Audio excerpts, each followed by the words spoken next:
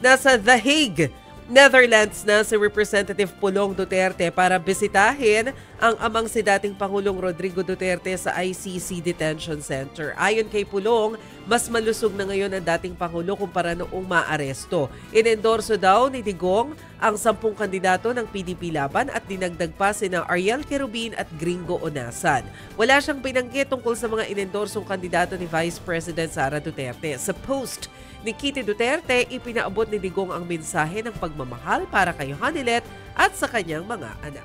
I don't know kung meron tayong clip kay Pulong, pero kanina in Bisaya, sinasabi niya na masarap pala yung niyayakap mo yung amo mo. Kasi sabi nila, parang 5 times pa lang, hindi ko alam kung joke, no? Parang 5 times pa lang daw ata sila, nagyakapan. Sabi ni Hanilet, babae kasi yung gusto mong niyayakap.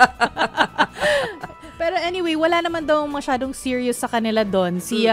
Sabi, according to Pulong sabi niya si Hanilet lang daw ang seryoso doon na minamasahe si FPRRD sa naiinis na nga daw.